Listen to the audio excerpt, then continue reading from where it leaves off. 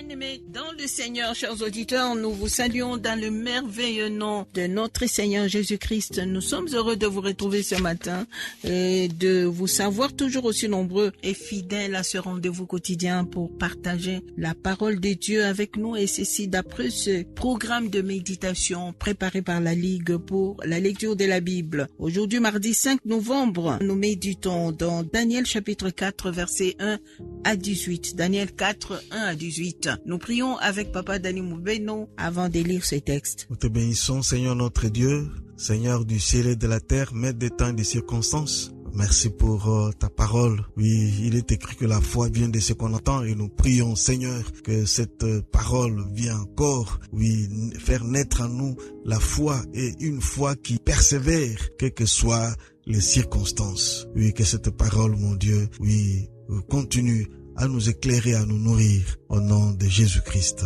Amen.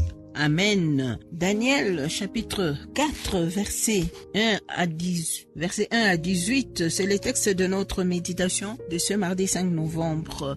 Nous aurons à répondre aux questions 1, 3 et 7 de quoi s'agit-il? Y a-t-il un exemple à suivre ou à ne pas suivre, et quelle vérité Dieu nous révèle dans ce passage? Daniel 4, 1 à 18. Nebuchadnezzar, roi à tous les peuples, aux nations, aux hommes de toutes langues qui habitent sur toute la terre, que la paix soit donnée avec abondance. Il m'a semblé bon de faire connaître les signes et les prodiges que le Dieu suprême a opérés à mon égard. Que ces signes sont grands, que ces prodiges sont puissants. Son règne est un règne éternel, et sa domination subsiste de génération en génération. Moi, Nebuchadnezzar, je vivais tranquille dans ma maison et heureux dans mon palais. J'ai eu un songe qui m'a effrayé. Les pensées dont j'étais poursuivi sur ma couche et les visions de mon esprit me remplissaient d'épouvante. J'ordonnais qu'on fasse venir devant moi tous les sages de Babylone afin qu'ils me donnent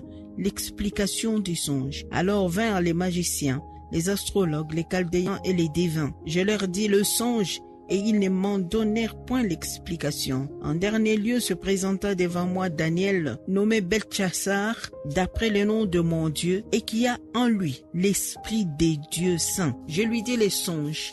Beltchassar, chef de magicien, qui a en toi, je le sais, l'esprit de Dieu saint, et pour qui aucun secret n'est difficile, donne-moi l'explication des visions que j'ai eues en songe. Voici les visions de mon esprit pendant que j'étais sur ma couche. Je regardais et voici, il y avait au milieu de la terre un arbre d'une grande hauteur.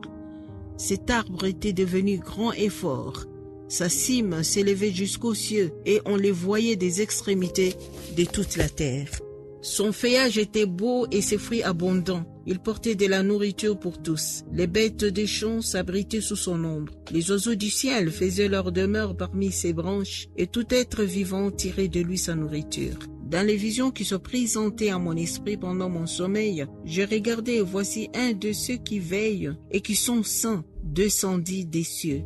Il cria avec force et parla ainsi. Abattez l'arbre et coupez ses branches, secouez le feuillage et dispersez les fruits, que le bête fuit des dessous et les oiseaux du milieu de ses branches. Mais laissez en terre le tronc où se trouvent les racines, et liez-les avec des chaînes de fer et d'airain parmi l'herbe des champs. Qu'il soit trempé de la rosée du ciel, et qu'il ait comme l'herbe de la terre pour partage. Son cœur d'homme lui sera ôté, et un cœur de bête lui sera donné, et 7 temps passeront sur lui. Cette sentence est un décret de ceux qui veillent. Cette résolution est un ordre des saints, afin que les vivants sachent que le Très-Haut domine sur les règnes des hommes, qu'il les donne à qui il lui plaît, et qu'il élève le plus vil des hommes. Voilà les songes que j'ai eus, moi, le roi Nebuchadnezzar. Toi, Beltchassar, donne-moi l'explication, puisque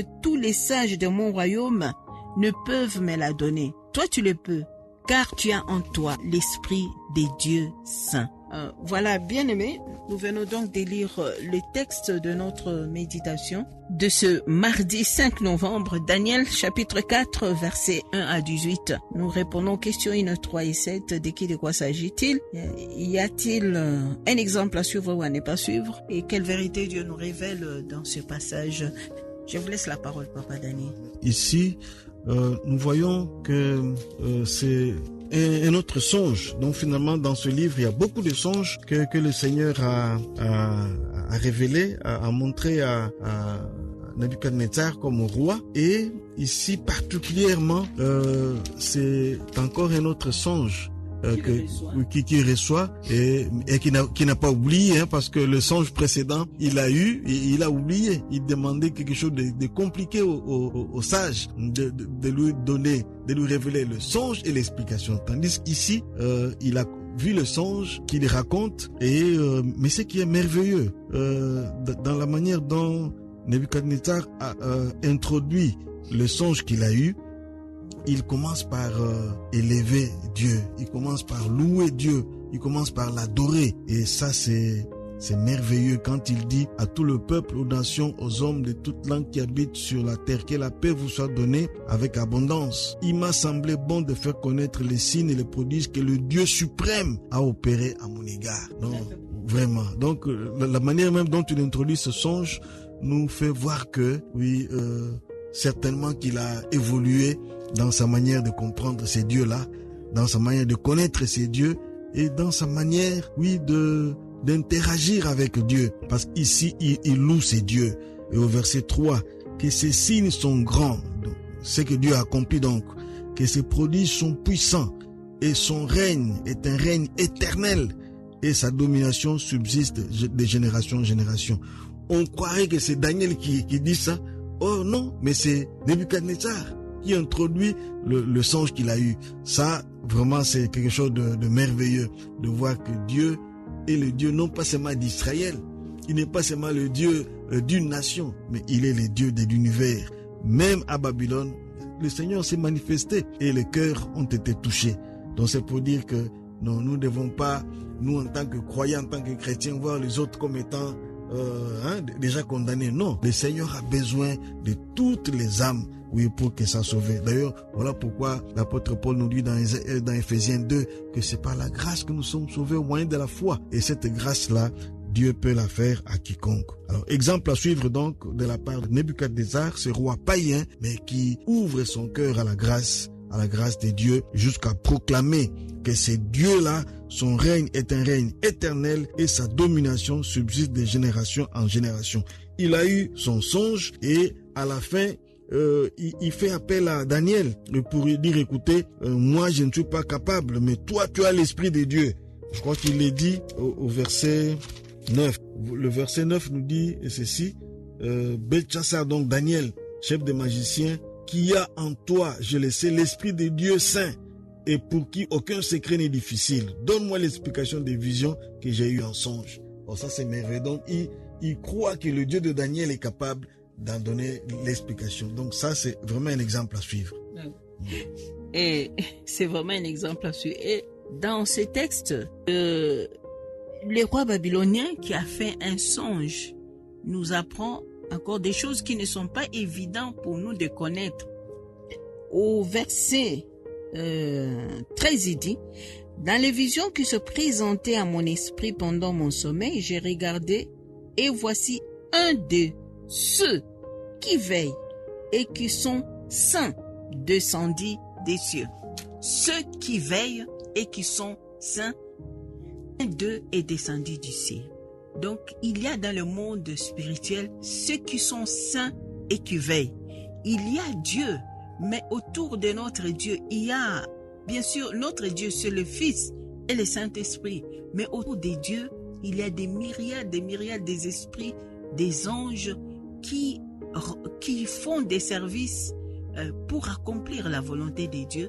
Et le roi de Babylone a vu un de ceux qui sont saints et un de ceux-là est descendu. Et ce qu'il dit d'eux encore, alors un de ceux-là a crié et a donné l'ordre qu'on abatte l'arbre que le roi Nebuchadnezzar voyait dans son songe. Donc ils ont aussi cette autorité-là. Et au verset 17, il dit, « Cette sentence est un décret de ceux qui veillent. Cette résolution est un ordre des saints, afin que le vivant sache que les Très-Hauts dominent sur les règnes des hommes, qu'il le donne à qui il plaît, à qui il lui plaît, et qu'il élève le plus vil des hommes.